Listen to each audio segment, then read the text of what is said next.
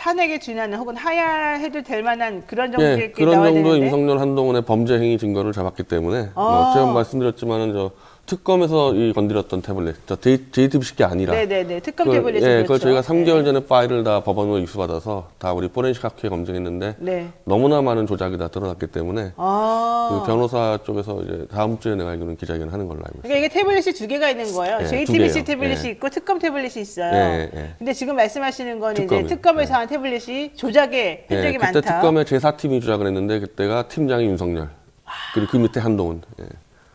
사실 제가 그 특검이 수사할 때 그 동네에 많이 갔었거든요. 그래서 그 특검 수사 라인들하고 좀 얘기를 많이 하고 그랬었었는데 그 당시 그분들은 아주 그냥 잘 하고 있는 것처럼 말을 저한테 하고 그랬었거든요. 되게 쉽게 갔죠, 쉽게. 엄청 쉽게 왜냐하면 갔어요. 국민들이 워낙 전폭적 지지했기 때문에 네. 쉽게 가다 보니까 네. 막 자기들 마음대로 다 그냥 조작을 했어요. 그러니까 그러니까 그때 장시호 씨가 줬던 장시호가 준 거죠. 그러니까 태블릿 PC였죠. 제3자가 썼던 증거들을 문자에 남아있는 것들을 다 삭제한 거를 이제 포렌식 학교에서 다 복원을 해가지고 우리가 다 잡았기 때문에 뭐 꼼짝 못할 겁니다. 그래요? 예. 그러면 이제 그런 것들, 그러니까 그 당시 특검 보 혹은 특검 수사 팀의 일원으로서 했던 여러 가지 것들을 정리해서 그것들이 그 당시 범죄로 어떻게 연결됐는지 일단은 태블릿만 저희는 태블릿만 네, 그러니까 태블릿 수사와 관련해서 예. 했는지를 정리해서 다음 주 정도에 기자회견을 하실 거다. 근데 그거는 탄핵이나 하야에 준하는 그런 범죄에 준하는 것이라고 생각하신다. 그렇죠. 예. 그 증거를 막 검사들이 막 그냥 조작 날조해버렸는데. 근데 사실 검사들이 증거 조작하고 날조하는 거는 한두 번 얘기 나온 게 사실은 아니었어요. 옛날에 유우성 간첩 조작 사건도 그랬고. 그래서 그 검사가 처벌은 받았는데 다시 청와대 대선 들어가 있죠. 그때 되고 막 되게 엉터리 같이 수사를 그러니까 하는 신용만 하고 막 그랬었죠 그때 당시에. 근데 어쨌든 중요한 거는 한명숙 장관 때도 그런 얘기가 되게 논란이 많았고 좀 투명하게 좀 깨끗하게 해야 될 것 같습니다. 자, 우선 뭐 얘기 앞에 서론이 길었습니다. 오늘 얘기할 거 좀 하겠습니다. 이준석 국민의힘 대표 이제 지금은 대표가 아니죠. 전 대표죠.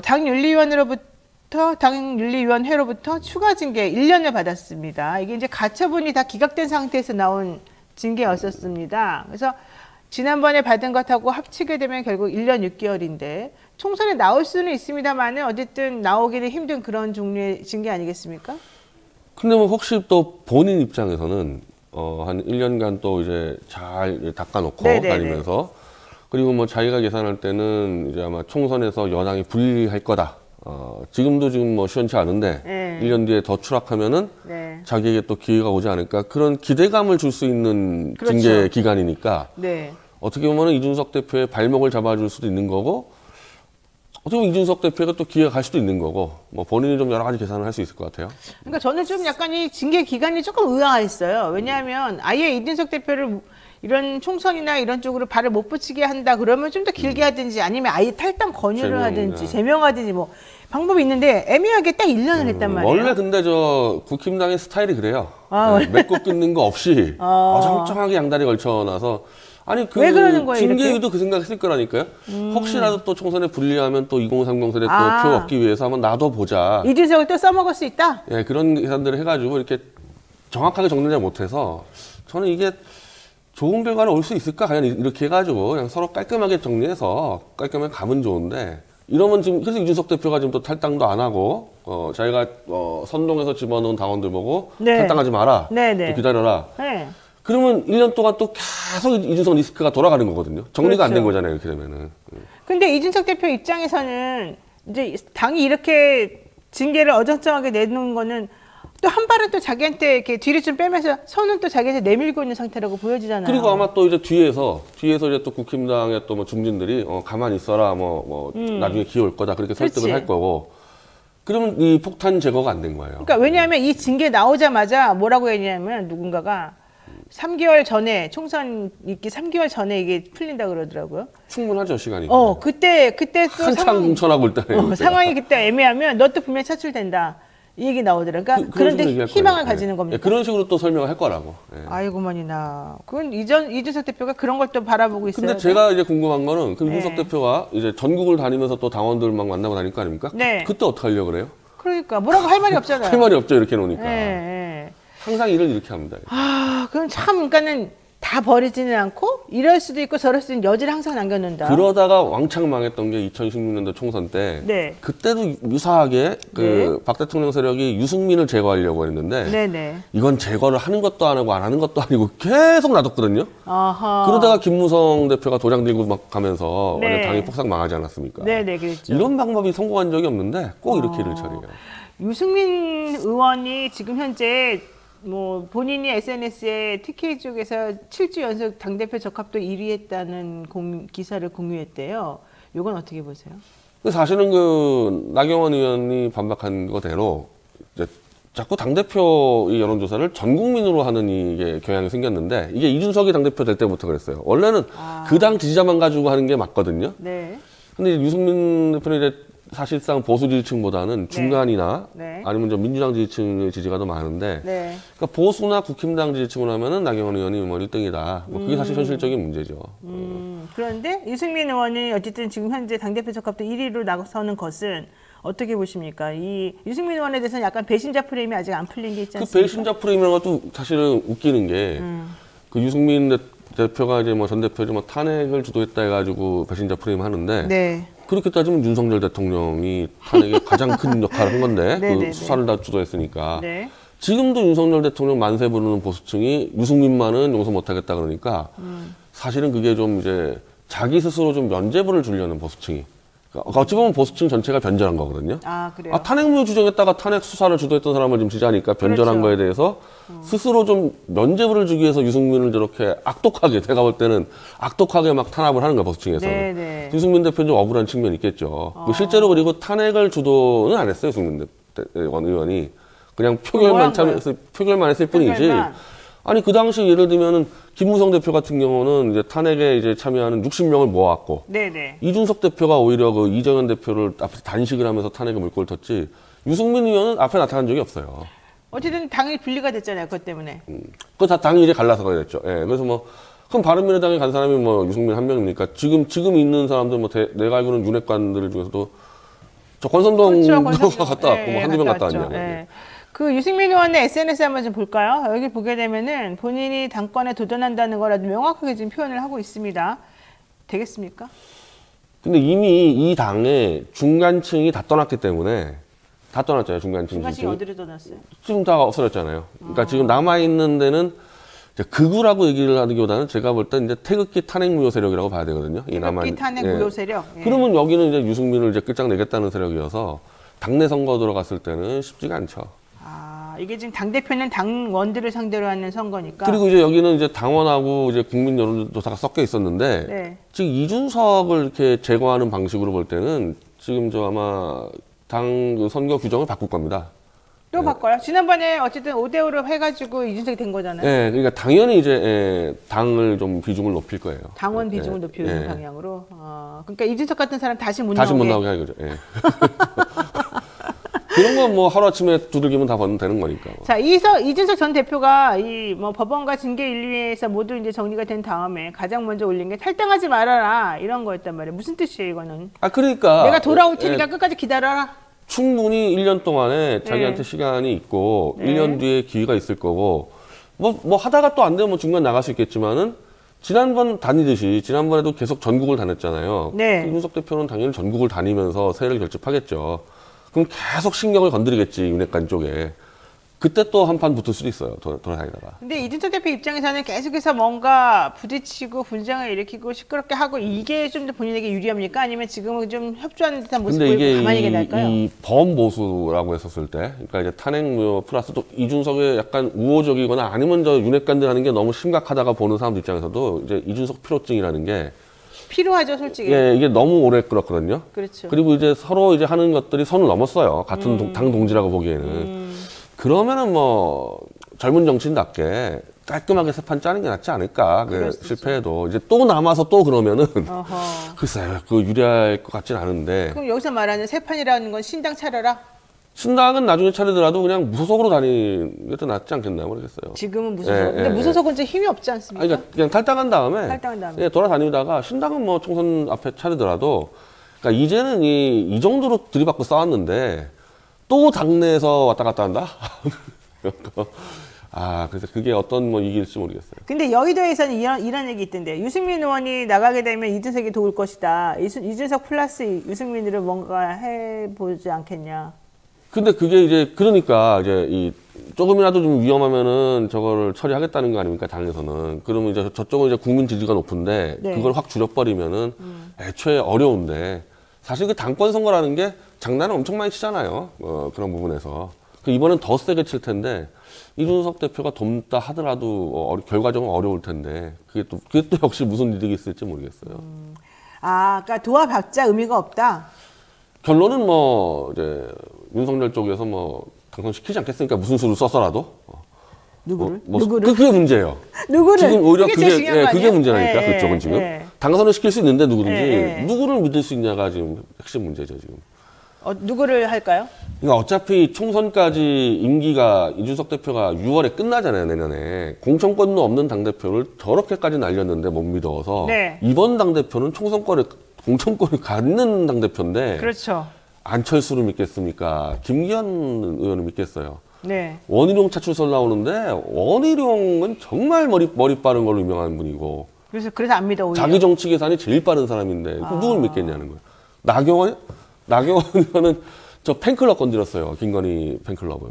나경원 의원이 팬클럽을 건드렸어요. 그래서 그걸로 분이 끝났다고 다들 평가하고 있어요. 왜? 어떻게 김건희 팬클럽 해체해라. 이거 한 방으로 끝났다고 이제. 그러면 누구를 하겠습니까? 그래서 한동훈 차출설 나오는 거거든요. 아니 제가 보기에는 강신합 변호사가 누구를 언급하냐가 또 이 윤심과 김건희 여사의 마음을 대변하는 거 아니냐 이런 생각이 드는데요. 아직은 언급이 없어요. 그러니까 지금 짱 보고 있는 거 아닙니까? 그러니까 짱 보고 있는 거죠. 아직은 언급이 없어요. 근데 강신합 변호사가 그렇게 누군가에게 딱 이렇게 지령을 받아가지고 누구를 언급해줄 가능성이 있지 않습니까? 있죠, 당연히. 누굴까 같아요, 그러면? 그래서 저는 한동훈 차출설이 맞지 않을까? 그렇죠. 우리가 지금 얘기하고 있는 게 이제 한동훈 차출설. 근데 한동훈 장관이 지난번에 아직까지는 이런 단설 달고 뭐 나갈 마음 없다 말은 하긴 했는데. 그분은 참 그 말장난은 잘하는 거야. 제가 볼 때 한국의 3대 말장난 이 스타들이 진중권, 이준석, 한동훈. 저랑 똑같습니다. 이 세 명은 정말 말장난은 정말 탁월한 것 같아요. 그러니까요. 근데 어쨌든 한동훈 장관의 그동안의 제스처나 이런 건 다 말장난이다. 진실은 그게 아닐 것이다. 정치를 하겠다고 이미 작정한 사람이고 보면은. 근데 타이밍을 원래는 총선 때를 봤겠죠. 근데 이 당에 지금 총선을 끌고 갈 수 있는 그러니까 윤석열 쪽이 믿을 만한 사람이 없으니까 차출설이 충분히 나올 만하죠. 근데 당대표가 나오면 다음에 국회의원을 할 수 있을지언정 대통령 선거는 못 나오는 거 아니에요? 상관없는 건가? 아니죠. 원래 그래서 당대표나 총리는 맡으면 안 되죠. 총리 뭐 만난 거나 당대표 맡으면 무조건 이제 이 정권을 책임지니까. 근데 그 정도로 지금 어렵지 않나 그래요. 그러니까 한동훈 정도를 빼지 않으면 일할 사람이 없다. 원희룡이 잡은 다음에 자기 마음대로 달리면 그때 어떻게 할 겁니까? 그렇죠. 자, 어쨌든 여러 가지 측면에서 국민의힘도 뭐 리스크를 다 벗었다고 하기는 좀 어려운 상황인 것 같습니다. 전당대회 언제 하겠습니까? 2월 얘기 나오잖아요. 뭐 이제 정진석 비대위원장이 좀 시간 넉넉하게 해서 뭐 이준석 정리했으니까 2월에 하자 그러고 있지 않습니까? 2월 정도 보신다. 자, 그때 그러면 그 전에 이제 윤곽이 한 12월 정도. 지금부터 그러면 열심히 이제 서로 치고받고 지금 치고받고 있죠, 계속. 치고받고 나온다. 알겠습니다. 자, 그 얘기는 또 다음에 하도록 하고요. 이번에 국감 관련해서 얘기를 한번 해보겠습니다. 한동훈 스피치라는 제목의 책으로 한동훈 장관의 주요 발언을 모은 어록집이 출간된답니다. 와, 이게 지금 황당무계한 거 아닙니까? 진짜 이제는 대한민국의 말장난 1등이 올라서네요. 한동훈 스피치라는 게 책이 나온다는 얘기는 최고라는 얘기는 최고. 말장난은 최고라는 거. 말장난의 지존이다. 지난 6일에 국회 법사위 법무부 국정감사에 출석해서 출마 계획을 갖고 있느냐는 질문에 대해서 현재는 그런 생각이 없다. 그렇지만 아니 총선이 1년 남았는데 이게 뭐 한 10년 남았으면 모르겠는데 1년 남아놓고 지금으로서 없다 그러면 뭐 나간다는 얘기잖아요. 그러면은. 그래요. 자, 지난주 국감 논란이 됐던 발언 중 하나 이것도 있습니다. 권성동 국민의힘 의원이 김재남 기관장에게 혀 깨물고 죽으라. 야, 뻐꾸기냐. 참네요.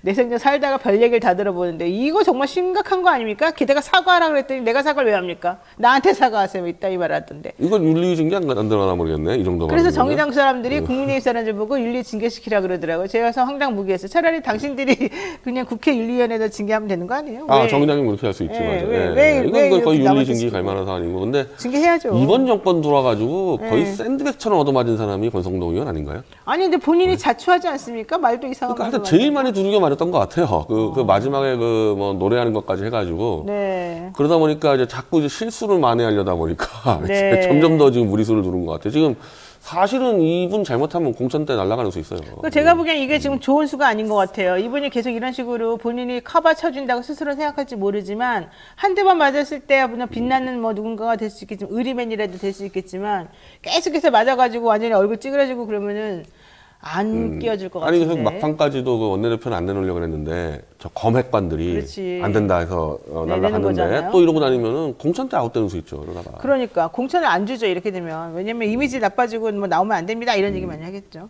뭐 간단하게 말씀드리면 권성동 의원은 지난 7일 국회 과학기정보 방송통신위원회 국감에서 김재남 한국원자력안전재단 이사장에게 정의당 당원들에게 부끄럽지도 않냐 이둥지 저둥지를 옮겨다니면서 하는 뻐꾸기도 아니고 나는 부끄러워서 고개를 못 들겠다 혀 깨물고 죽지 뭐하러 그런 짓을 하냐 즉시 사퇴하라 이렇게 얘기한 바가 있습니다. 역대 국감 중에서 제일 센 발언이었네. 센 게 문제가 아니라 너무 무리하고 너무 못됐어요. 이거는 정말 못된 말이라고 저는 명명하겠습니다. 아니 본인도 그 당 차렸다 왔다 갔다 하는 사람이 다른 사람한테 철새라 그래. 자, 지난주 금요일에 이재명 민주당 대표가 한미일 연합훈련 하는 것에 대해서 친일 국방이라고 언급한 것이 논란이 되고 있습니다. 자, 이게 왜 논란이 되고 있습니까?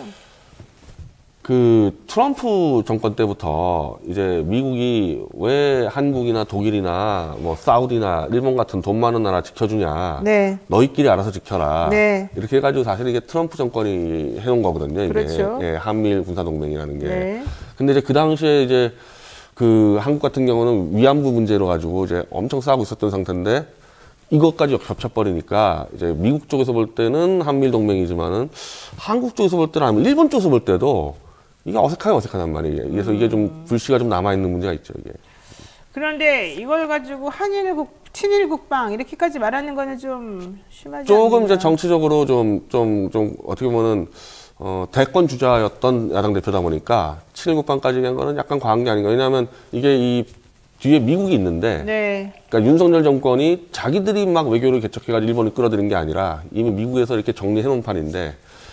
어떻게 보면 좀 미국 쪽에다가도 좀 세게 수가 있는 거죠. 그러면. 근데 이제 한미일 뭐 국방 그다음에 북한 관련해 가지고 자꾸 이제 얘기가 나오다 보니까 사실 요 얘기는 제가 하나 여쭤볼게요. 이재명 대표가 쌍방울하고 관계가 있다는 게 이제 검찰의 주장이었어요. 쌍방울로부터 이제 뭐 이렇게 자금을 받았다는 게. 그리고 쌍방울이 대북 사업의 히토르라고 하는 그런 자원을 뭐 받기 위해서 이재명 대표와 연결되어 있는 또 평화부지사인 이화영 씨가 그다음에 그 뒤에 있는 동북아 평화재단인가 거기에 있는 이해찬 대표하고 연결해가지고 어쨌든 대북 송금 뭐 1억 8천만 원어치 정도 또 보내줬다 뭐 이런 얘기가 나와요. 자, 그 얘기 나오면서 쌍방울이 대북 사업을 하기 위한 전초전 같은 것들을 만들어준 게 또 이재명이다. 이게 바로 연결시키는 게 지금 검찰의 논리거든요. 그러다 보니까 또 이제 친일 국방 얘기 나오고 계속해서 이재명 대표하고 북한을 연결시키려고 하는 움직임이 이제 서서히 나타나고 있다는 게 지난주 국감에서 나온 얘기였고요. 김의겸 의원이 한동훈 장관에게 당신이 그때 6월 달에 미국 간 거는 북한에 가가지고 그런 것들 이재명 대표나 이 민주당 사람들이 북한하고 어떻게 연결되는지 알아보려고 간 거 아니냐 이런 얘기까지 나왔었습니다. 그랬더니 한 장관이 내가 가상화폐 관련해가지고 지금 이더리움 창시했던 그 사람 잡혀있는 것 때문에 미국에 있는 그 검찰청에 가서 만난 건 사실이지만 너네들이 나한테 이런 식으로 얘기하는 것 자체가 스스로 범죄를 자백하는 거냐 뭐 이런 취지로 말한 게 있지 않습니까? 자, 이걸 전체적으로 좀 종합해가지고 얘기를 해보면 도대체 이게 어떻게 일이 돌아가길래 이런 말이 나오는 겁니까? 아니 근데 일단은 저는 김의겸 의원이 얘기한 부분에 대해서 진짜 그걸 근거를 정말 확실한 근거를 갖고 그럼 무슨 말 왜 그런 말이 나왔는지 모르겠다. 얘기를 했다면 사실 한동훈 장관이 답변을 그렇게 하면 안 돼요. 진짜 아직도 한동훈 장관이 미국 가서 뭐 했는지가 밝혀진 게 하나도 없어요. 하나도 없어요. 그러니까 사실은 이제 그걸 물어본 건데 그래서 혹시 그런 거 아니냐 그러면은 그럼 한동훈 장관이 거기서 답변을 하는 게 원칙인데 그래서 말장난에 또 말장난을 하는 게 시작했어요. 네. 야 그럼 네가 자백하는 거냐 이거는 법무장관 답변 태도가 절대 아니죠 이렇게 되는 네, 거는 네, 네. 그러면서 이제 김의겸이 엑스맨이나 뭐라 그러는데 네. 아니 만약에 지금 김의겸 의원이 얘기한 게 맞으면 그건 수사를 하든지 해야 되는 거지 그러면 한동훈 장관은 수사하겠다고 말을 하든지 가야 되는데 쟁점 빠지고 지금 또 말장난 흘러버린 게 있습니다. 그래서 네. 전체적으로 이재명 대표 관련 것들이 핵심이 빠지고 자꾸 주변 것만 가지고 계속 부풀려지는 또 정돈이 안 되는 물론 이게 모든 사안이 다 그래요. 윤석열 정권에서 나왔던 모든 의혹이라는 것들이 정돈된 게 하나도 없어요. 맞아요. 그냥 다 넘어가거든요. 지금 다 네, 쌓이는 거죠. 뭐 아직도 영국 여왕의 조문을 왜 안 했는지 정리 안 됐습니다. 밥 아직도. 먹으라 그랬더니. 그럼 그렇게 정리된 겁니까? 밥 때문에 안 된다는 게? 아니 밥을 먹고 그 다음에 가도 되는 건 안 갔기 때문에 네네. 그래서 지금 쌓였거든요. 저는 이걸 좀 총괄적으로 그래서 야당이는 할 수 있을 것 같은데 국감 때까지는 그러니까 묻혀서 뭐라도 좀 의혹은 다 밝혀내는 그래서 답변을 받아낸다거나 그 중에 하나가 좀 또 걸린 거죠 한동훈 장관 문제가. 그러니까 A라고 해서 물어보면 저 사람이 C 대답하면 그걸로 또 C, D 이렇게 이상하게 가버려고. 그러다가 또 딴 거 나와요. 또 딴 얘기 나오고. 그래서 하나도 정도는 거 없습니다. 하나 아직까지. 정리가 안 된다. 여가부 폐지에 대해서 어떻게 생각하십니까? 근데 정부조직법이라는 게 정부가 출범할 때 해야지 그때 같은 경우는 아무리 여당이 숫자가 많아도 정부 요구를 들어줄 수밖에 없거든요. 네. 지금까지 안 하고 있다가 네. 이제 막 전쟁이 붙었는데 여야가 이제 와서 정부조직법을 갖다 내면은 들어줄까? 안 되겠죠. 그러니까 이거는 안 들어줄 것 뻔한 거를 오히려 정쟁을 일부러 만들어내려고 하는 거다. 2030표가 날라갔잖아요 최근에 네, 네, 그 날리면 네. 쇼 때문에 네. 이거 잡으려고 안 될 것 뻔한 거를 늦게 들고 나온 거죠 이거. 이게 전부 다 꼼수들의 행진이. 다 그래요. 다 꼼수고 다 대충 뭉개고 가버리고 엉망진창돼 있어요. 그러니까 안돼가 뻔히 알면서 괜히 건드려가지고 우리 일 하는 척 했는데 상대방이 안 하는 거다 이렇게 보여주는. 나중에 그렇겠죠. 그래서 아니 정부조직법을 아직까지 통과 안 시켰다는 게 내주다 지금 냈다는 네, 거 아닙니까? 안 문제 냈다는 냈다가 거죠. 그게 말이 네. 되냐고요. 그게. 아이고 알겠습니다. 예, 오늘 또 우리 변희재 대표하고 노영희 뉴스인사이다 시원하게 한판 얘기 잘해봤습니다. 고맙습니다. 네.